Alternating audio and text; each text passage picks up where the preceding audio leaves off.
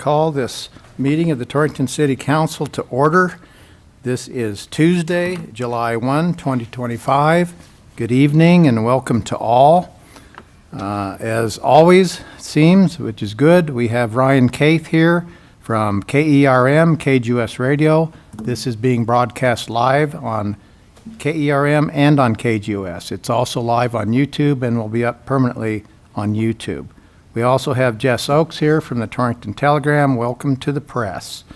This is Tuesday, July 1, 2025. This is our first council meeting in July, 13th council meeting of the year. Our first order of business is the Pledge of Allegiance, and I've asked Councilman Shane Victorin to lead us. I pledge allegiance to the flag of the United States of America and to the republic for which it stands, one nation under God, indivisible, with liberty and justice for all.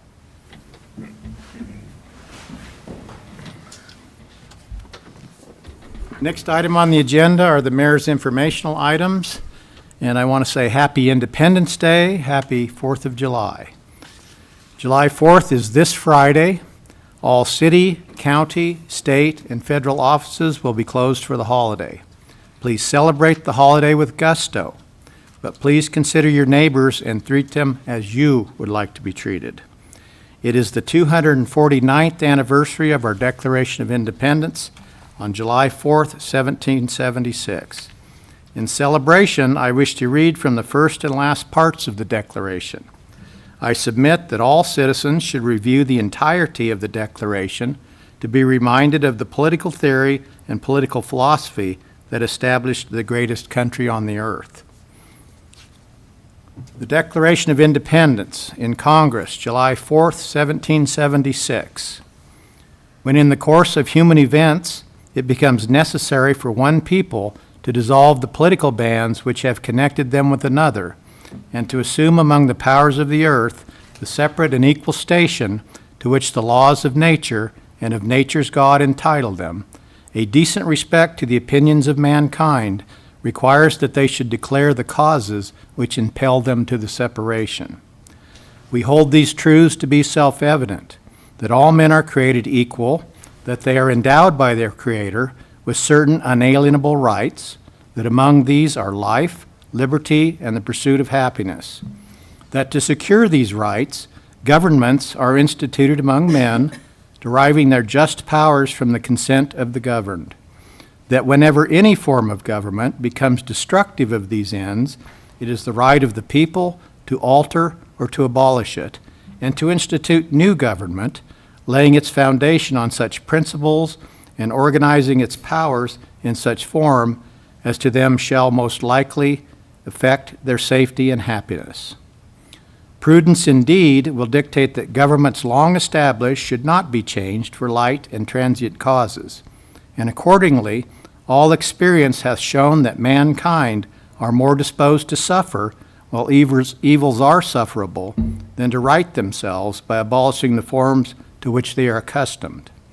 But when a long train of abuses and usurpations, pursuing invariably the same object, evinces a design to reduce them under absolute despotism, it is their right, it is their duty to throw off such government and to provide new guards for their future security. Such has been the patient sufferance of these colonies, and such is now the necessity which constrains them to alter their former systems of government. The history of the present King of Great Britain is a history of repeated injuries and usurpations, all having in direct object the establishment of an absolute tyranny over these states. To prove this, let facts be submitted to a candid world. The document, like a court petition, then goes on to list the American grievances against the King of Britain, King George III. The last paragraph reads like the prayer for relief in a legal complaint.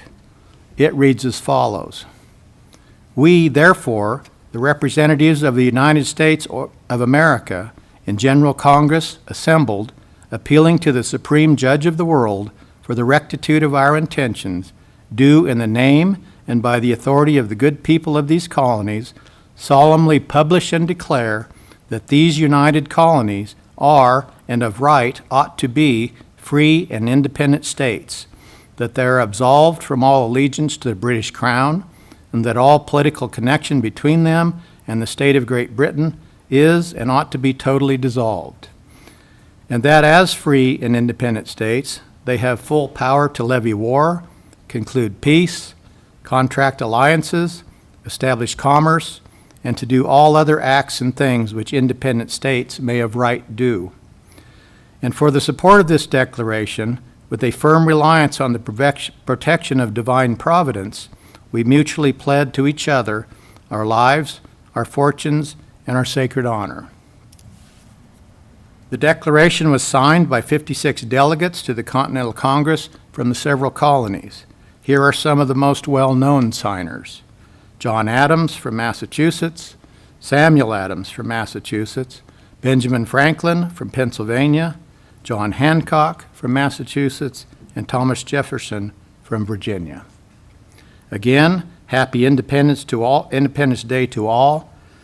Celebrate our founding with gusto. Thank you. All right, the next item on our agenda is approval of the consent agenda, which includes the minutes from the June 17th, 25 council meeting as published. Mr. Mayor, I'd make a motion to approve the consent agenda. All right, I have a motion from Councilman Deal to approve the consent agenda as presented. Do I have a second? Second. Second from Councilman Victorin. Any further discussion? Hearing none, I'll call for a vote. All those in favor of approval of the consent agenda as presented signify by saying aye. Aye. Any opposed signify by saying nay. Hearing no nays, the consent agenda is approved. Next item on the agenda is the approval of the agenda itself. Move to approve the agenda as presented. I have a motion from Councilman Kelly to approve the agenda as presented. Do I have a second? Second. Second from Councilman Warren. Any further discussion? Hearing none, I'll call for a vote. All those in favor of approval of the agenda as presented signify by saying aye.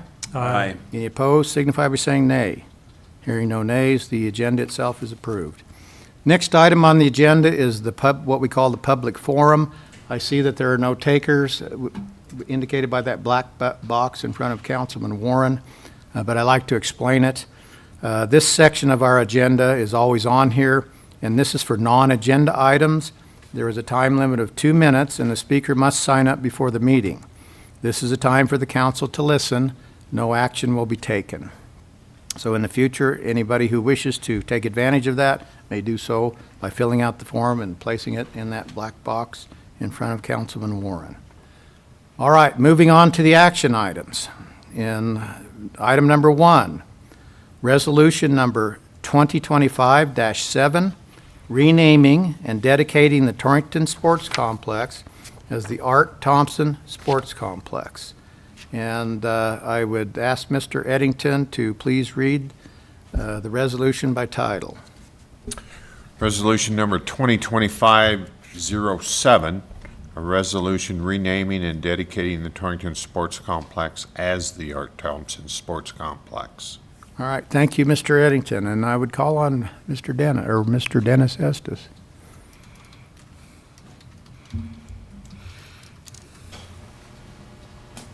Thank you, Mayor and Council. You just want me to go through some history? Yes, sir.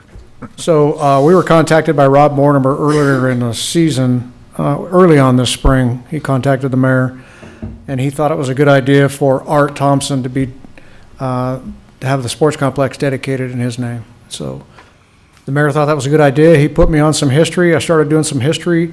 So I went through the newspapers from 1965 to 1968, 69. Did some history there. Put together a little synopsis of what I found. And so this is what has come to fruition finally, is this dedication of the sports complex. So with this resolution, you're dedicating the sports complex up. There's 4 fields up there. The Bullock Field, which is dedicated, this Allegiant Field, was dedicated to Dean Bullock years ago. And then about I don't know how many years ago, this body dedicated one of the Little League fields to Abe Correa for all the hard work he done up there. So those are individual fields. This is the whole complex. Our intentions are to have a brass plaque made, which is in the works, should be here by the time of the dedication. The formal dedication's on the 16th, I believe. 16th, it's a Wednesday night, 16th of July. It's going to be the opening ceremony for the district Little League tournament. So the Little League folks are putting that together with the family, and they're going to have as many players from that 1968 team.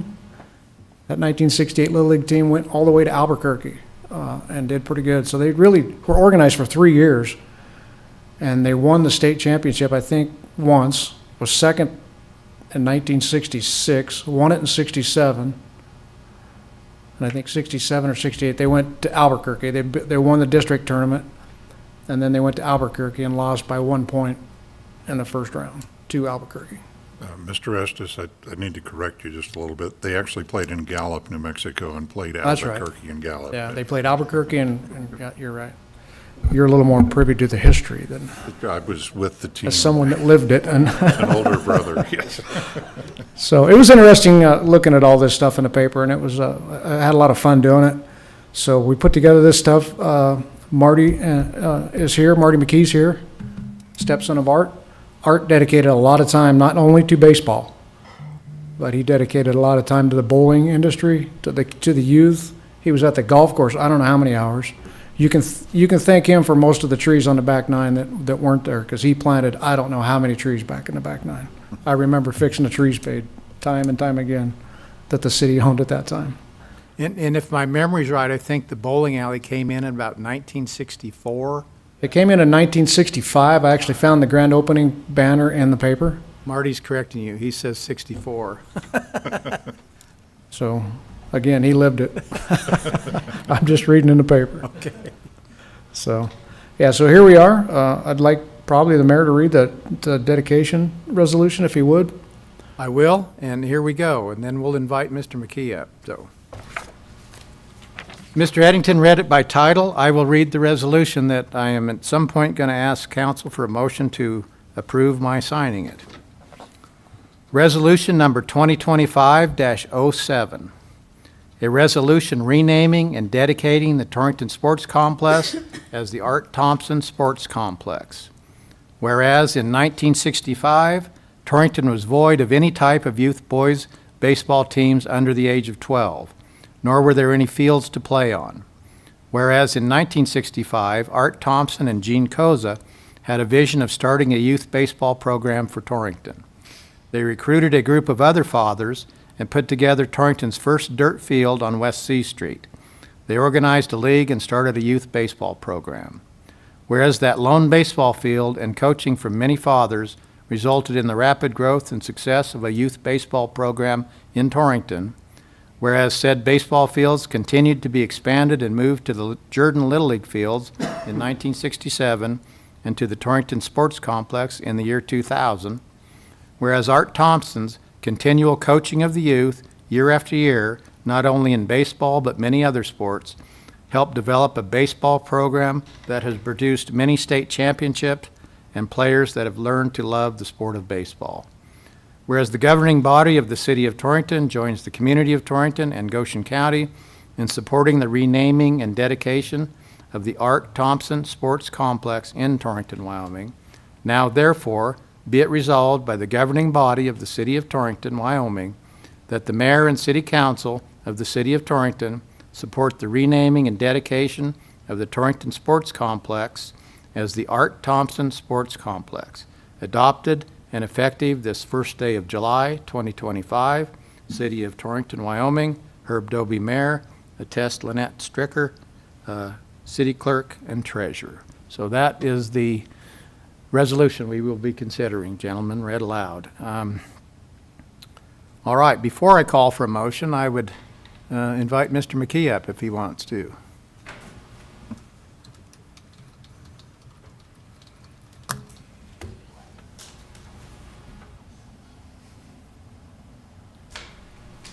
Our family is very privileged that you guys did this for us. Everybody's really excited. unbelievable. Like, really? And so it was very, I'm sure Art wouldn't want it done, but he can't say anything now. A humble man. Yes, he was. Yes, he was. Well, we appreciate that, and I have let several people know. I got a call from Providence, Rhode Island, a month ago maybe, and I didn't answer it because I wasn't available. Then I returned the call, and it was Dave Koza calling. Now, he played for the Pawtucket Red Sox in Providence, Rhode Island. I believe that's where they were, right? Pawtucket, Rhode Island. Pawtucket. Pawtucket. Well, Providence was where the phone, it rang a bell to me. And so I called him back, and Dave was very, very pleased with this, that it was going to be named the Art Thompson Sports Complex. He said his dad had been passed away for years. He was surprised when he read Art's obituary in the local paper. He even asked me, who writes those? And I said, well, usually the family, they get some help from Colliers maybe. And he was very pleased that his dad was mentioned in the obituary, and that I told him I had a sneak peek at the plaque that'll go up there, and he's also mentioned there. And he's mentioned in our resolution here. But it is going to be named the Art Thompson Sports Complex, because Art was fundamental about getting this baseball program going. Yeah, he was very instrumental on getting, because a lot of other dads helped too. I mean, they were talking about going out there and throwing rocks forever, trying to get it. It was just a dirt pile up there, and they leveled it up, and a lot of dads helped, a lot of kids helped. Never got all the rocks, because every grounder was a bad hop. Yeah, that's right. There was a lot. It was fun. It was good. Well, Marty, we appreciate you coming. I haven't gotten council's approval yet, but I expect to, and I'm very pleased about this. I think this is the perfect thing to do in honor of Art's memory. He passed away a few months ago. Yeah. And I would let any councilman speak to you if they want, or...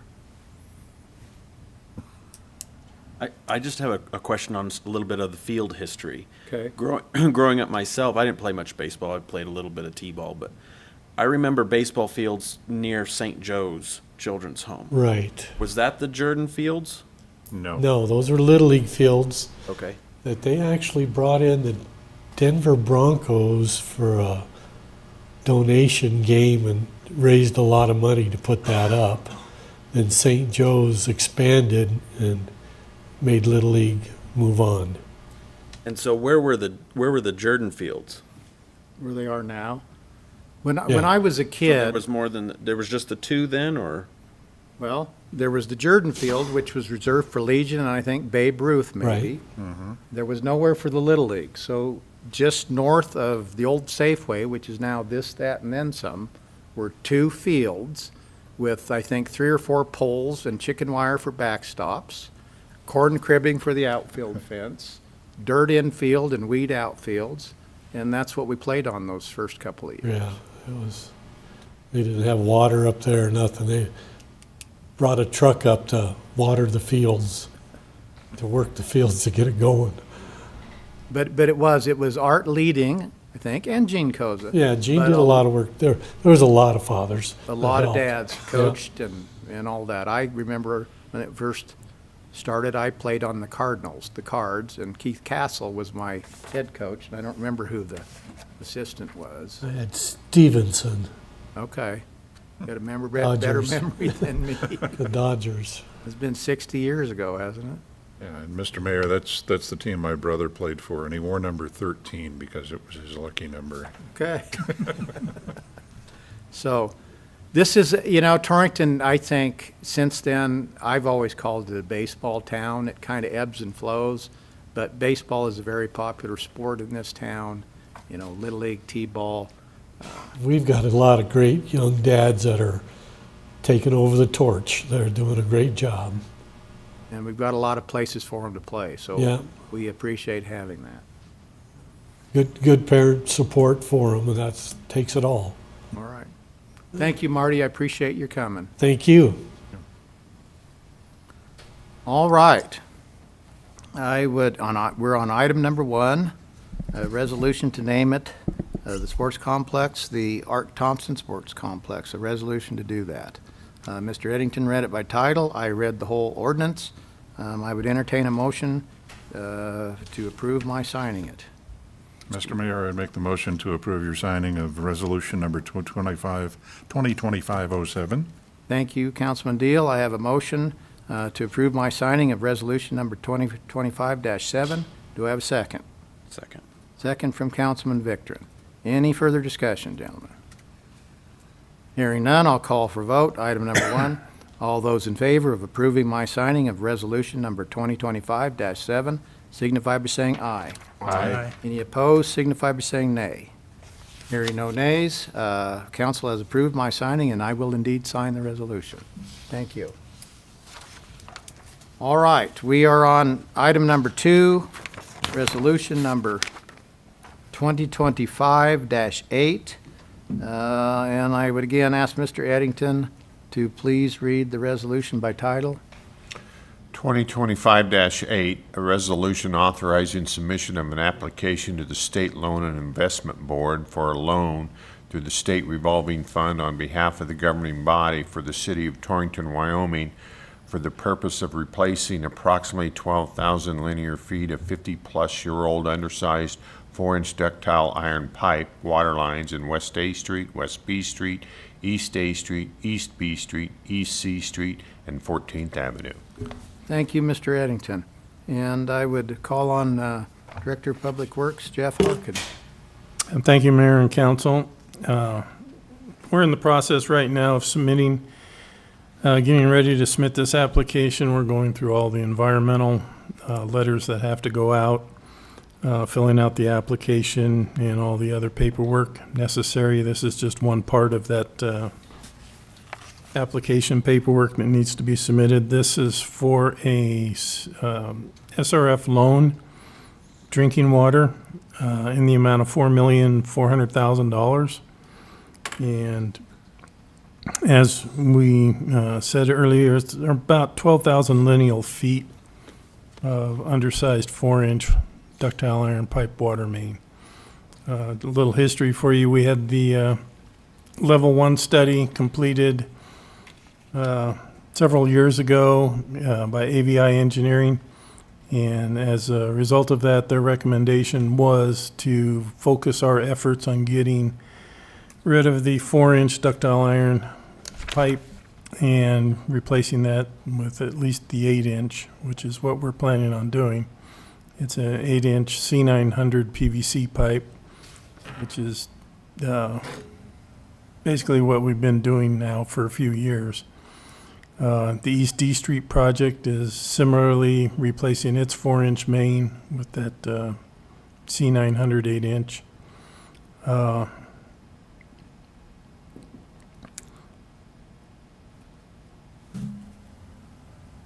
Other than that, I guess I'd answer any questions you may have.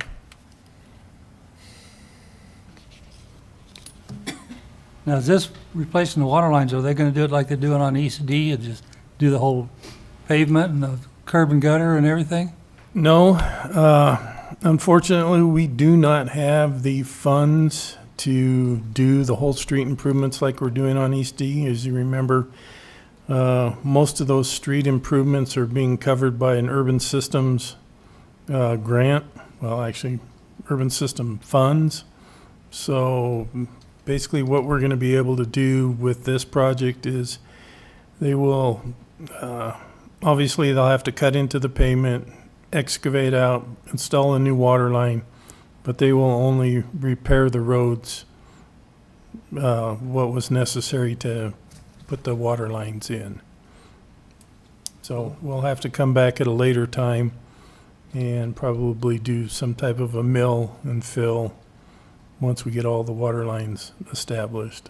So they just cut out a strip 6-8 feet wide or something like that? It'll probably be more like 12, but yeah. And I think that's being optimistic, saying it's 50-plus years old. It's more on the plus side, I think. Yeah, Neighbor side. anywhere from, I think, 1938 to 1960s, some of it. Now, they replacing like the curb stops to all the houses along that route and everything too? Yeah, it'll all the curb stops, basically all the water line and subsidiary, equipment and lines that go to the houses, yeah, But just to the curb stop? just to the curb stop.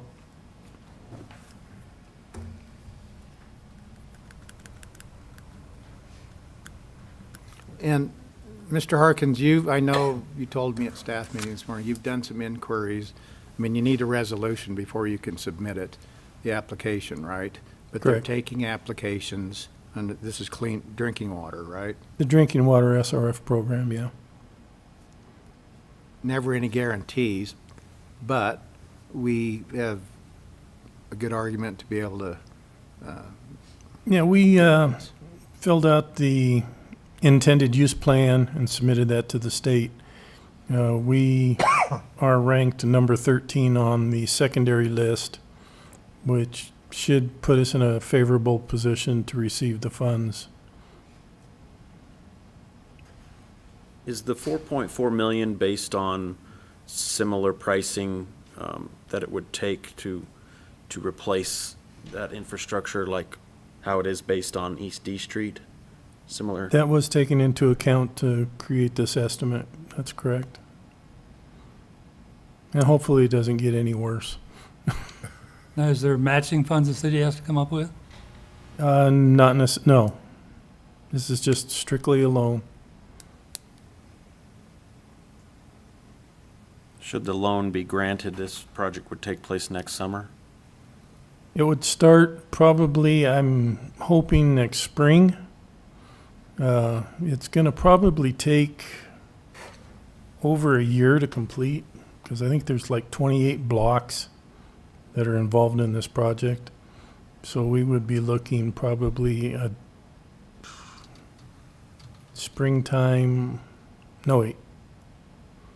November of 2027 would be the estimated completion date. It'd probably be suspended during the winter. Just doesn't make a whole lot of sense to be digging, Suppose trying to water dig in the mains. winter, Yeah. messing with water. And you said this 4.4 million is a loan? Yes. What's the payback time? 20 years at 1%. Potential forgiveness? Not in this case, no.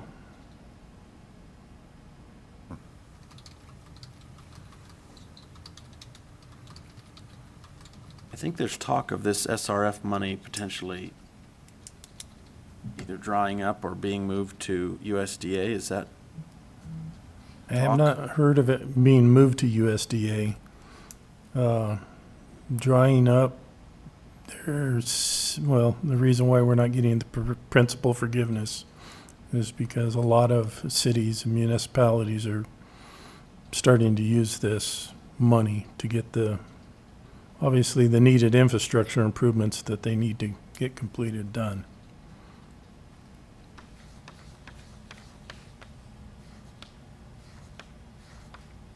well, every 50 years or so, infrastructure needs upgrading. Hopefully, once the new PVC's in there, it should last better than 50 years. It's not going to get the scale buildup like the iron pipe did. So it should maintain its, capacity throughout its lifetime. Which will result in more water pressure for the residents and for the fire plugs. And more volume, yeah. I know West C is a state highway. Is that 4-inch pipe there as well?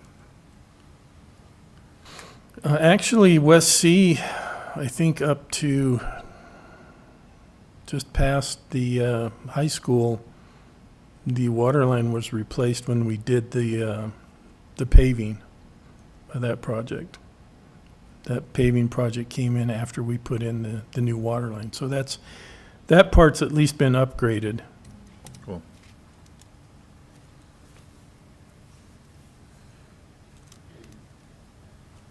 Let me ask one more question. So this is 12,000 linear feet. After, if this is successful, the loan and the project gets completed, how much estimate linear feet do we have left to replace?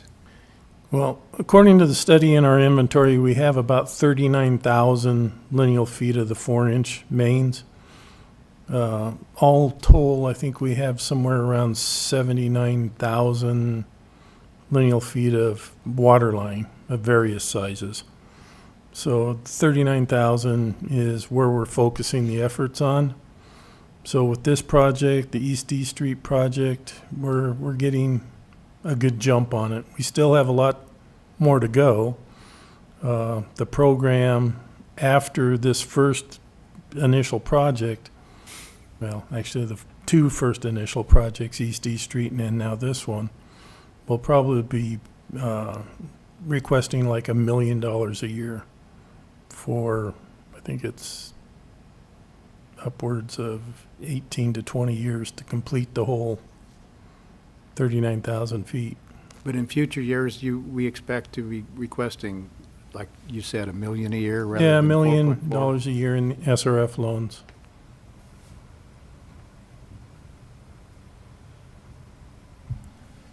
So I got the question, the next resolution comes up about the lead lines to the house, the water lines going in. Well, if they do this project here and they find that there's a lead line going from the curb stop to the house, was the city obligated to hook that back up, or do they not hook it up? We're obligated to provide service now. The lead line, that's an EPA thing that the second resolution that's coming up, we're going to make those determinations. Chances are there's not a whole lot of lead service lines in the city of Torrington. Chris Powell found an ordinance that was, I think, established in 1981 that prohibited any type of lead service lines being used. So back then, we stopped, if we even did use lead, about the only thing that we see occasionally are what are called lead goosenecks, and those were the ones that came off the main line, and then the service lines tapped into those. Those are spread out sporadically throughout the city, but mainly in the older parts, and those parts are usually the ones with the 4-inch mains. So by doing this project, it's kind of a two-edged sword. We get rid of the lead service lines and increase the flows at the same time. Anything regarding the service line from the curb stop to the house would be the homeowner's responsibility? Technically, that's correct.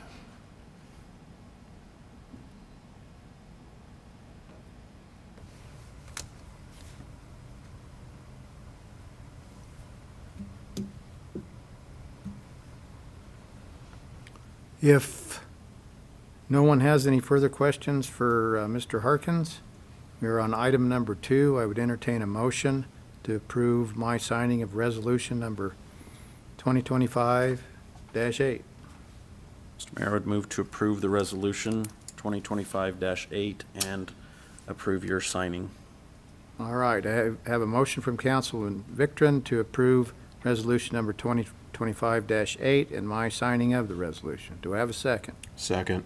Second from Councilman Warren. Any further discussion? Hearing none, I'll call for a vote.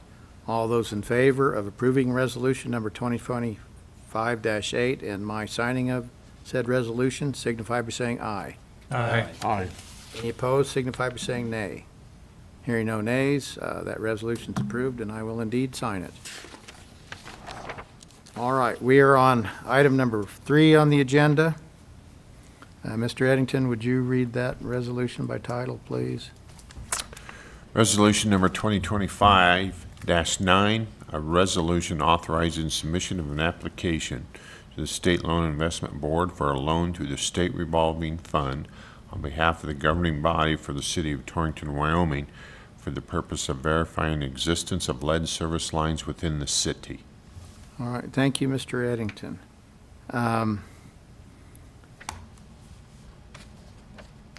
Here again, this is a resolution, I'll repeat myself and probably Mr. Eddington, authorizing submission of an application to the State Loan and Investment Board for a loan through the State Revolving Fund to assist in funding the FY26 Water Service Line Material Evaluation Project.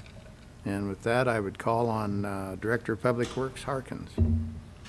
Thank you, Mayor and Council. This application is for $650,000 for an SRF loan.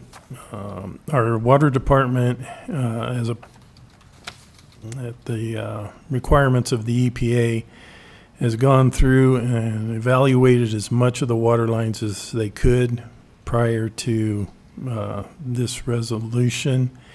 They've gone through and pretty much identified about 70% of the city's infrastructure water lines, what the material's made up, et cetera. And as a result, we still have about 30% that is in the category of unknown. So the proposal is to hire a contractor. They will probably use a Vector truck, and they will likely go where the curb stops are and, evacuate around that curb stop down to both the service line coming into the curb stop and then the service line that goes to the residents, and evaluate what those materials are. Likely, they're not going to be lead, but as a requirement of the EPA, we have to identify that. And the fact that we don't know what it is the results in us having to do this type of work. According to Tom, because I asked him, we have about 600 plus unknown materials coming in on the city side, and about 400 plus that go from the curb stop to the residences. A lot of cases, those are combined. So that 600, 400 could be two of the same thing. So that's why we're going to do it at the curb stop, so that we can basically gather information from both of those at the same time. And what you said is 70% of the city has already been identified. Correct. So we've just got 30% less to comply with the EPA, or 30% more to Yeah, comply with the 30% more, and hopefully Okay. this will take care of that. Well, it sounds to me like what you're talking about is they're gonna have to excavate on the curb stop, right? To identify. Around the curb stop, correct? Pothole it. Pothole it using a Vector truck, most likely. So that should be minimal excavation, Well, yeah, we hope. but it has to be done. We can't just say no. It's an EPA requirement that we have to do. I think it has to be completed by October 2027. So if they come in and they do this, pothole next to the lines, and they break a line or whatever, whose responsibility is it? Well, I'm sure if we break the line, regardless of which side it's on, we'll fix it. Well, I know it's gotta be fixed, but who's gonna pay for it? The contractor? Oh, the or- contractor, yeah.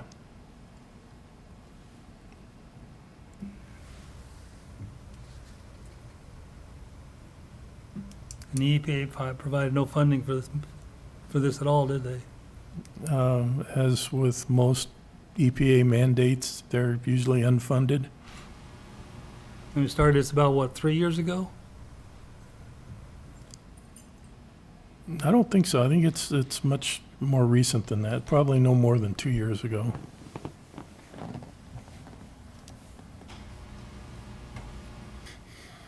Actually, it seems like we're pretty well along, having identified 70%, with just a 30% We remaining. are much better off than other municipalities around the state. Chris and Tom have a really good handle and inventory of the water and sewer systems both. Do fines ensue if we don't complete by that time? I don't know if there's going to be fines levied. I haven't read anything about fines.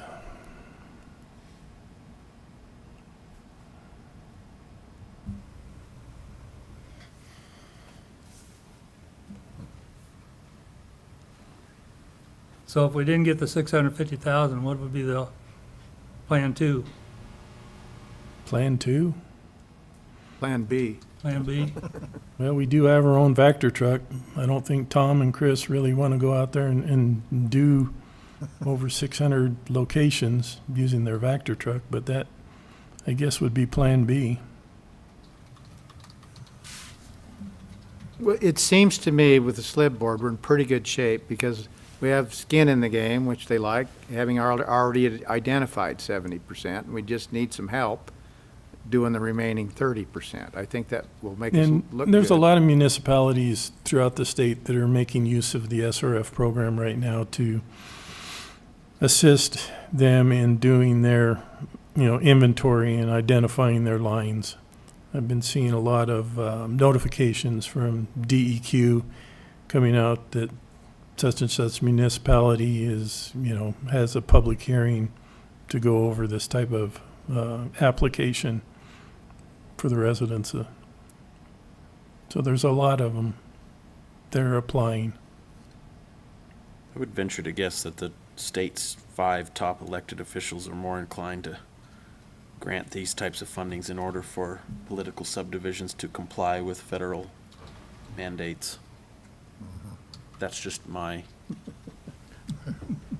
Optimism. well, that's just, yeah. Don't Well, wanna put it- words in your it's- mouth. It is its own real separate program. I mean, they've got just this one program for lead service lines.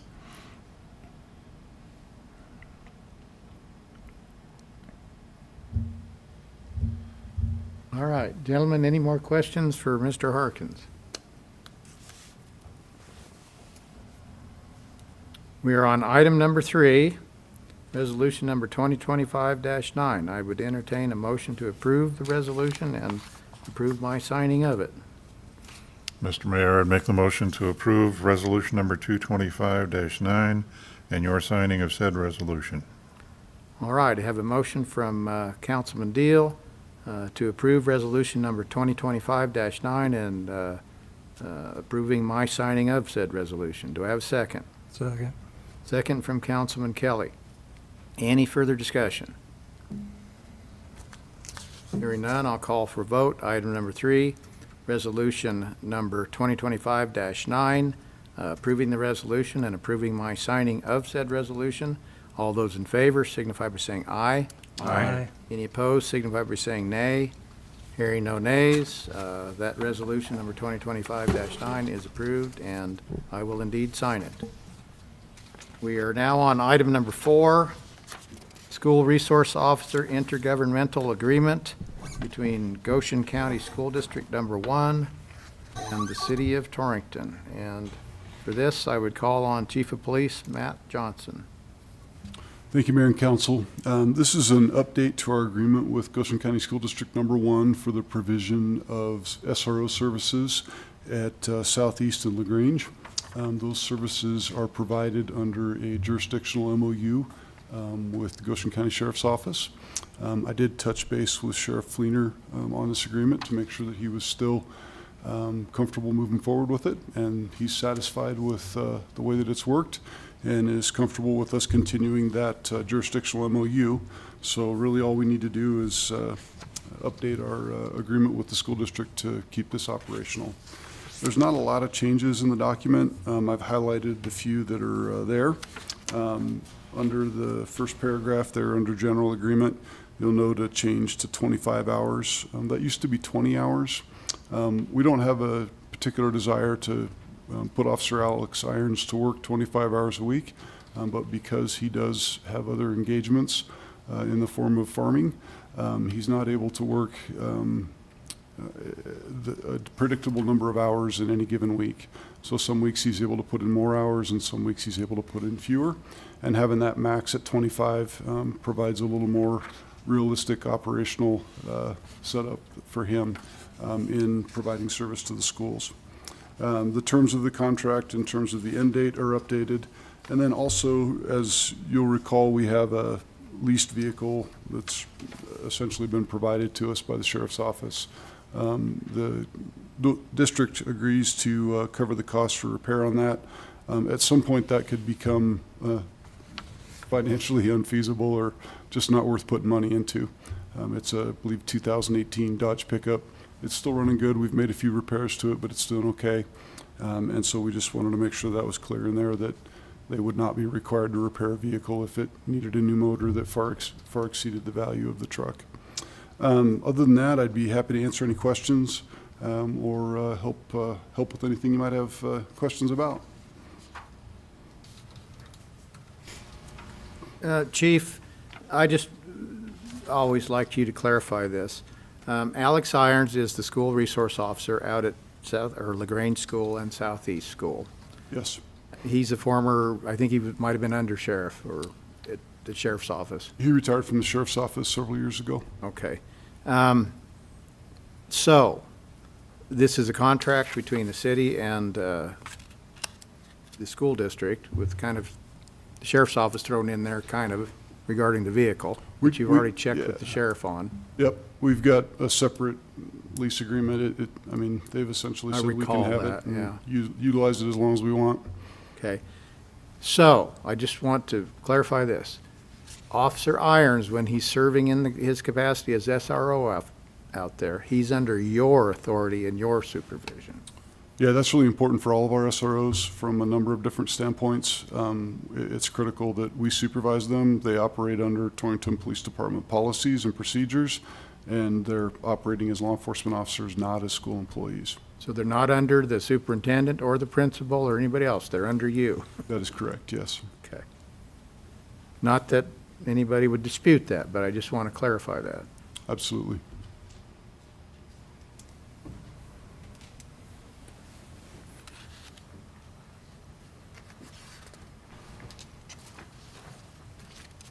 And the district is paying the lion's share of the costs associated with providing the officer. They're providing 100% of the costs for providing an officer outside of city limits, and we charge them a 15% administrative function with that reimbursement. The reasons for that 15% administrative add-on basically are a couple-fold, but the big one is that Lynette and her team has to administrate payroll for it, and then the secondary one is that there are other expenses to maintaining a police officer that are not just for the actual hours that they work. So we have to provide ongoing training and certification for Officer Irons. We have to supervise. We have to do all of the other things that we do to maintain him as a functional peace officer in the state of Wyoming. It would be, I mean, he does work for us separately that is not reimbursed by the district, and it would be functionally impractical to try to track all those costs of who pays what share of what training and however many hours this counts for. And so we were able to work out just a flat percentage with the district for that reimbursement.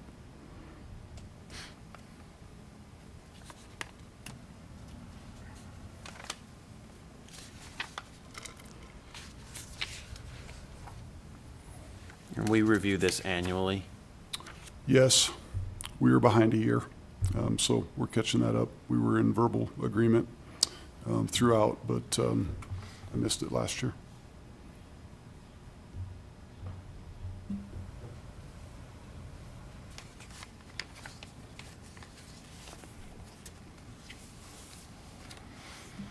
All right, gentlemen, any further questions for Chief Johnson? Seeing none, we are on item number 4. I would entertain a motion to approve the School Resource Officer Intergovernmental Agreement as set forth in item 4 and approve my signing of said agreement. I would so move, Mr. Mayor. I have a motion from Councilman Victron to approve the School Resource Officer Intergovernmental Agreement and my signature on said agreement. Do I have a second? Second. Second from Councilman Kelly. Any further discussion, gentlemen? Hearing none, I'll call for a vote. Item number 4, all those in favor of approving the School Resource officer intergovernmental agreement and my signing of said agreement, signify by saying aye. Aye. Any opposed, signify by saying nay. Hearing no nays, that agreement is approved, and I will indeed sign it. Thank you, Chief Johnson. We are now on item number 5, annual write-off of accounts. And I would call on Clerk Treasurer Lynette Strecker. Thank you, Mayor and Council. Attached to your agenda were a list of customers to be considered for write-off. These customers are either deceased, have filed bankruptcy, or have met the statute of limitations for the collection. The collection for utility accounts, the amount in front of you is $8,418.41. And then we do have one accounts receivable to write off for $1,982.50. I'd be glad to answer any questions you may have. This is a per state statute. This is the procedure we have to go through once a year to write off our accounts or bad debts. So are all these names flagged, so if they come back and want electrical hookup or whatever again? We do have these on record.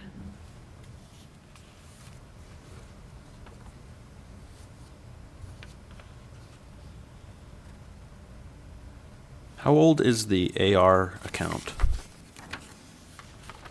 Second page. Uh-huh. Yeah, there is no date on that, but it probably is 10 years old.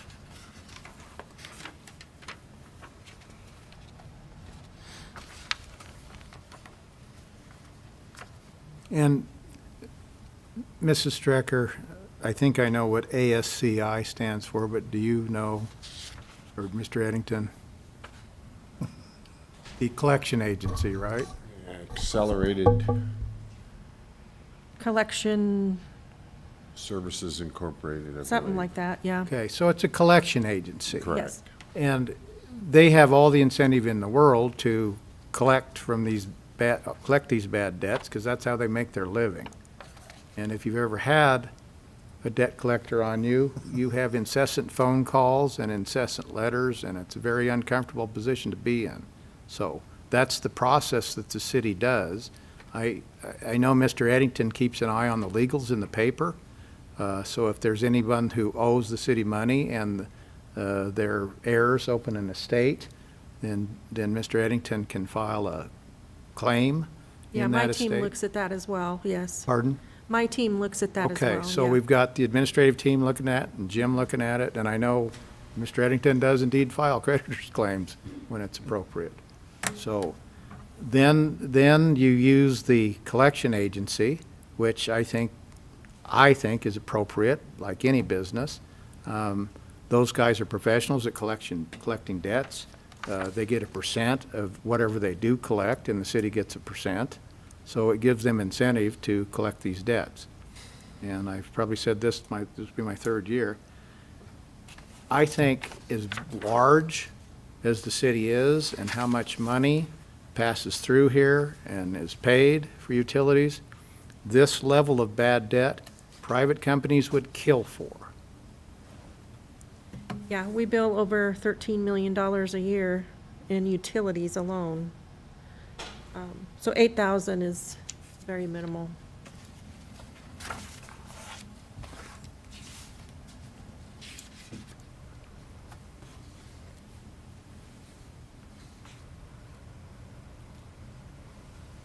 Just out of curiosity, when we bill these statements, we charge sales tax, do we have to turn around and pay the state the sales tax then? No. Not if it's not collected?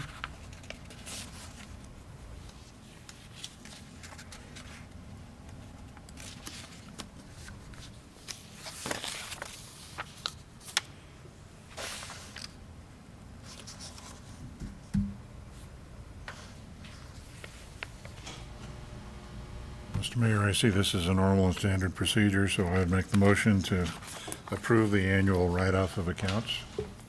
As presented. All right, I have a motion from Councilman Deal in item number 5 to approve the annual write-off of accounts as presented. Do I have a second? Second. Second from Councilman Kelly. Any further discussion, gentlemen? Hearing, seeing none, I'll call for a vote. Item number 5, all those in favor of approving the annual write-off of accounts as set forth, signify by saying aye. Aye. Any opposed, signify by saying nay. Hearing no nays, that annual write-off of accounts is approved. All right, we're on the second page. Western, item number 6, Western Area Power Administration, WAPA, letter agreement. And I'm listed as a reference myself, but I'll pick on Mrs. Strecker and call on her first. So about a month ago, I received a letter from WAPA as attached there. I've never really received anything like this before. So I did contact our representatives at MEAN to ask some questions about it, and I did attach with their response as well. So this letter is basically asking us if we want to participate in the Mount Albert pump storage or for a pilot period of 2 years. I really don't know a whole lot about the energy itself, but it is a hydropower type energy at the top of Mount Albert. In Colorado. In Colorado, yes. I asked if there were any negative consequences by agreeing to this letter agreement, and she said no. That's our representative, Nicole Kubik. And then she went on to explain the contract itself, or the project itself. They actually have WAPA in the same contract, the WAPA LAP firm electric contract, and MEAN themselves as a company did sign the letter, and they're going to evaluate it after 2 years. And I just wanted to bring it to your attention and ask if you want to sign this agreement. And thank you, Mrs. Strecker. And this does take it's reading bureaucratese, okay? And it can be tough, but I don't see a downside to doing it. It's a trial project for 2 years, means happy to do it. It sounds to me like WAPA, and WAPA is a very good deal for the Torrington. Yes, We get it's low-cost wholesale power. low-cost power, and it's hydroelectric power. And it seems to me like what's happening is they want to change how they do that lake, or Mount Albert Dam and Lake, because they're trying to get more customers on board.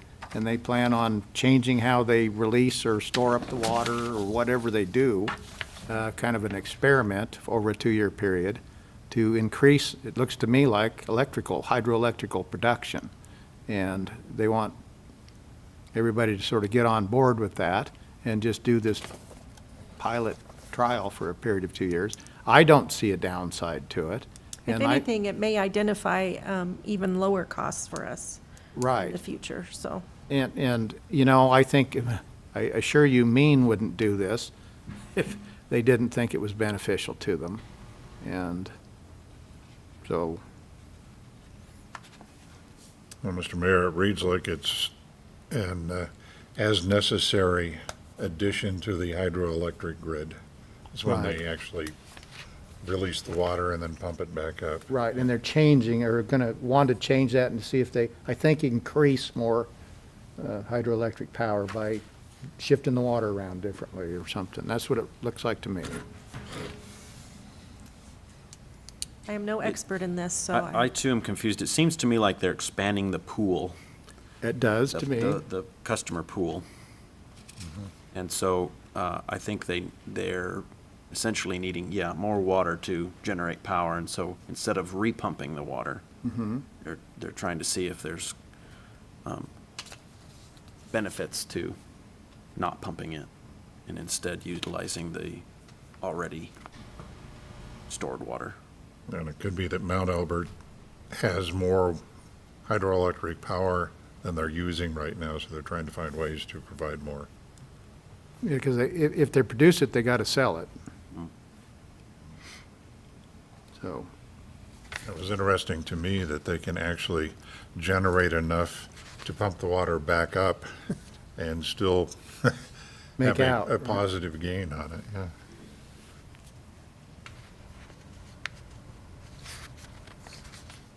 Is there any kind of incentive to participate, or? No, And that's why I said at the beginning, we like doing business with WAPA because the rates are cheaper. And it just seems like, you know, people can complain about the federal government, which I do myself, but it seems like they want customers to use that hydroelectric power and they want to sell it at rates that are probably less than other sources of electricity. Do you agree with that, Mrs. Dreger? yeah. WAPA, yeah.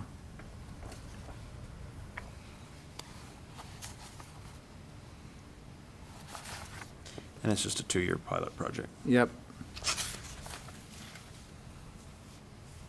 And then, as it says, I think on that page with the picture, above that, Mean has already signed the letter agreement with respect to Mean's WAPA LAP allocation. And they just want us to give it a 2-year trial period and see what shakes out.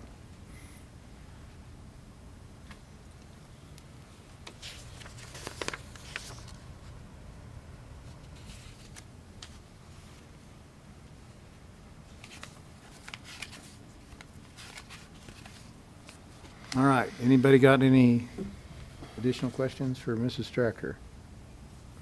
All right, we are on item number 6, Western Area Power Administration WAPA letter agreement as presented.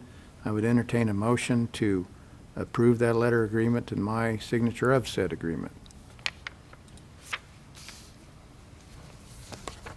Mr. Mayor, I would make that motion. All right, have a motion from Councilman Deal, item number 6, to approve the Western Area Power Administration WAPA letter agreement and my signing of the letter agreement. Do I have a second? Second. Second from Councilman Victor. Any further discussion? Hearing none, I'll call for a vote. Item number 6, all those in favor of approving the Western Area Power Administration WAPA letter agreement and my signing of said agreement signify by saying aye. Aye. Any opposed signify by saying nay. Hearing no nays, that letter agreement is approved and I will indeed sign it. All right, we are now on item number 7.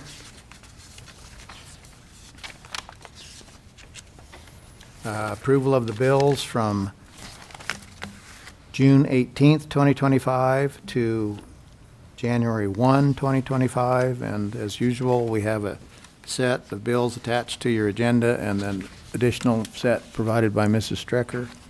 And I would call on Mrs. Strecker. Thank you, Mayor and Council. We were inundated with bills today, so actually the second list is a lot larger than I thought it'd be. If you look at the dollar amount, it's quite a lot of money, $1.4 million, so.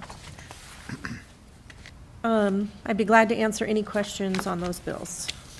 Well, you're inundated in part because it's the end of the fiscal year, right? End of fiscal year, first day of the new fiscal year, and it's the beginning of the month as well, so, All three. yeah. I just have one confusion there. Okay, I've heard for weeks and weeks that the boiler at the swimming pool is not working.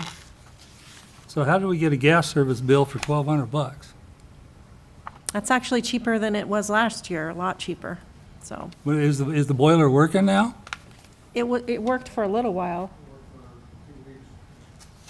But usually the bill's over $4,000, so.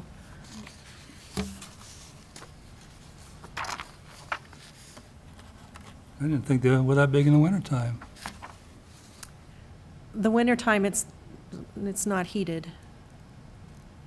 so we don't have a very big bill in the winter there. Okay.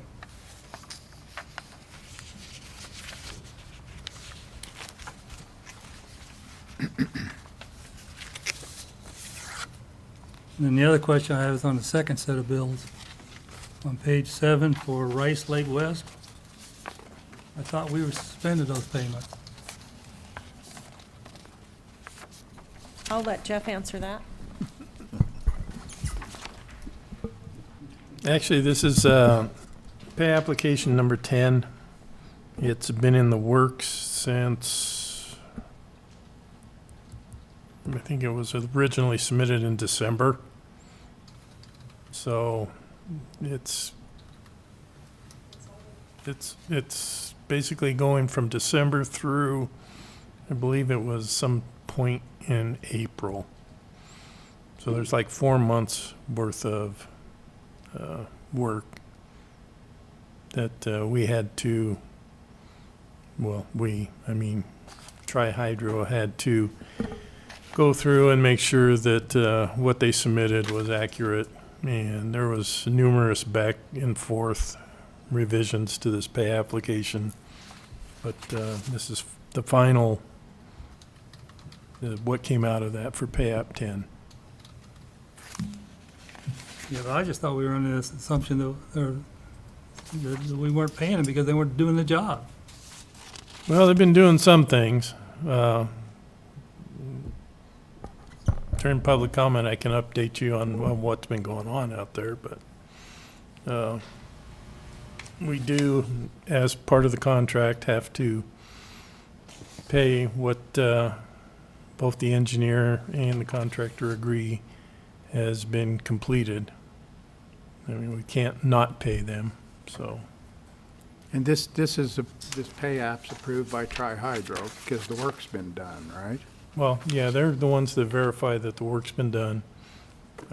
Then they submit the completed pay application to the city for, well, obviously, we got to submit it to the funding agencies. And then, yeah, and then we sign off on it and they get paid. They're just slow at billing. Along with other things. Yeah, I don't know, I just thought we were under the assumption that we weren't paying them till. Well, you got to pay the man contractor for work he's done, okay? Correct. If we don't pay them, then they don't pay their subs, and that becomes another issue in and of itself.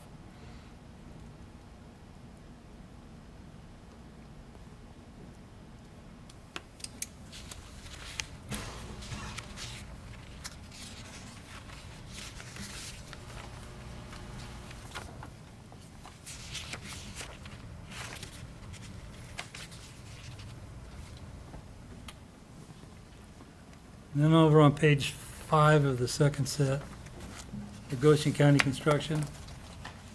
Isn't that project been pretty close to completed?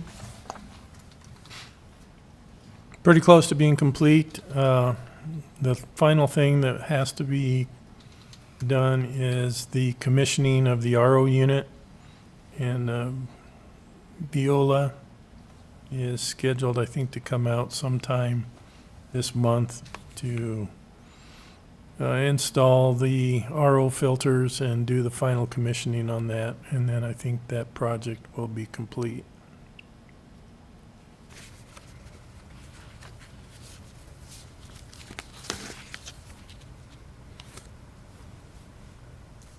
That whole system is a backup system, correct?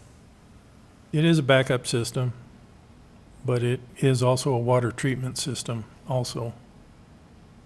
But it's not going to operate in tandem with the current system. It'll probably be run occasionally just to make sure that everything is, Working. mechanically working. Sure. It's better than just letting it sit there and then all of a sudden, when you do need it, it's not functioning the way it should. So, yeah, But it was designed as backup. it's designed as a backup.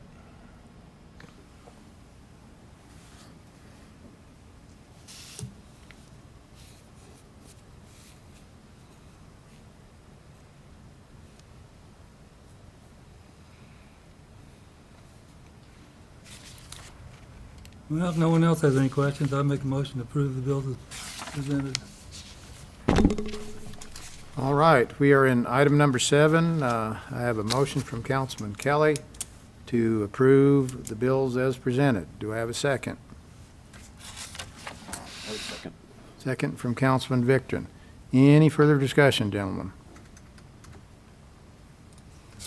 Hearing none. Item number 7, approval of the bills as presented. All those in favor signify by saying aye. Aye. Any opposed signify by saying nay. Hearing no nays, those bills in item 7 are approved. We are now on to public comment, and I see Fire Chief Luis Correa back there.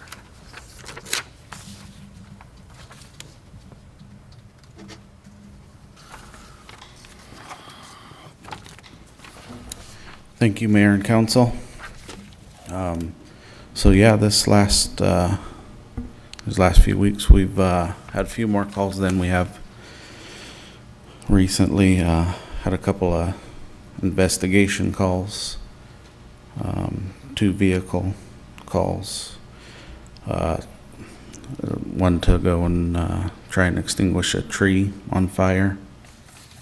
We had a dumpster fire and then an alarm that went off at the college, and we did an investigation on that. We're able to determine that it was a faulty compressor in their cooling system for their IT department. So that's what we have as far as calls go. One thing I would like to address is I had somebody in the public ask me today if the city of Torrington was going to have a fireworks display.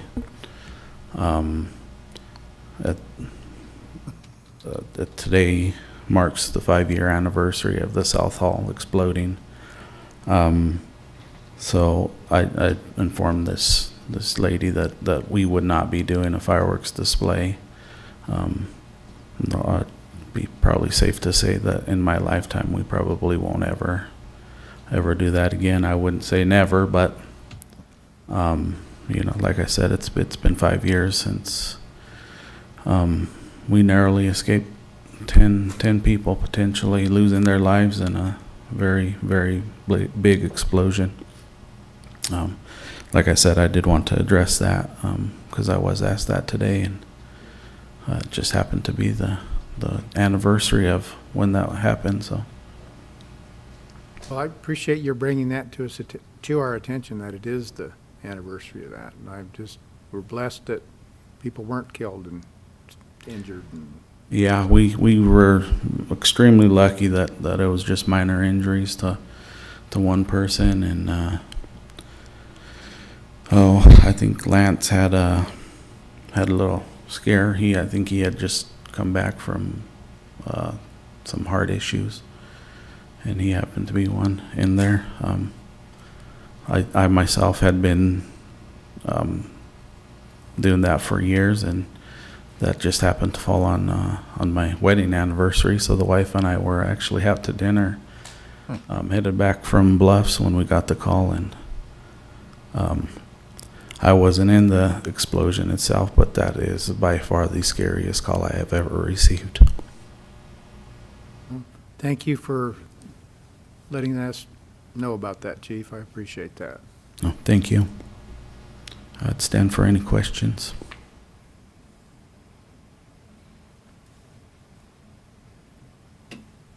I don't think they are. The good report, and we appreciate it. Thank you, and thank you to all your members. Thank you. All right, Mr. Harkins, would you just give us a bit of we do have a picture of the giant hole at the wastewater treatment, purposeful hole, full of rebar and men working. So can you just give us a brief update on the progress at the wastewater treatment project? Okay, Jeff Carl's been really busy. His crew's been down there. As you can see, they've been tying tons and tons of rebar in the base or in the foundation of that headworks facility. Current schedule is they are planning on pouring concrete either the 15th or the 16th of this month. See that again? So we're actually making some progress. This is basically the critical path is the Headworks building right now. So before we can install all the equipment that's been sitting in the cargo containers, we've got to get the building built. In that picture, those blue pipes, are those the outgoing pipes to the treatment ponds? No, that is, one of them is the influent line that comes from the town. It goes into the wastewater, or the Headworks facility. The other one is the effluent, which goes out of the Headworks into the existing lift station. We're still utilizing the existing lift station to pump that into the ponds. So in this picture, this would be like the floor of the building? Yes.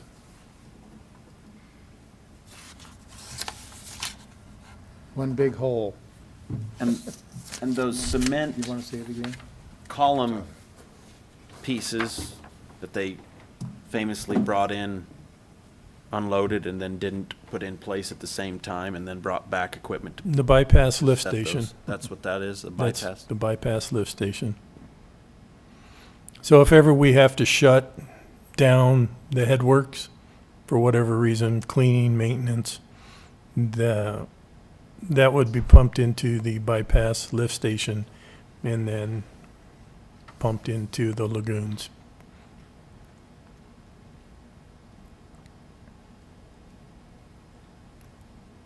This must be all the shoring around the outside. edges. Yep, that's dirt. That's shoring, yeah. And Rice Lake West does seem to be taking some extra effort. Did get a call from an individual from their corporate office. I think his name's Kevin, and I think I'm going to pronounce his last name wrong, but I think it's Lamit or something like that. He's a project executive, so he's going to be taking an interest in this project from here on out. So we'll see if we get maybe a little quicker, faster progress. Well, Mr. Harkins, for months, if not years, you've been telling us, once that's situated so Jeff Carl can get his crew in there, then we're making progress. And he's in there now, right? He's in there now. We're making progress. Actually, he's done all that work in about 2 weeks, I think. Do you foresee an issue with a battle of the contractors needing concrete between the East District project and this one? I'm sure Kroll's very happy. I think they'll be able to schedule and manage that. I think this first initial pour with the floor of the Headworks is probably not going to be too much in conflict with the East Street project. I don't think they're going to be pouring concrete for, probably a while yet. They've got to do the water line work and everything else, so. But there's going to be a lot of concrete being poured this year.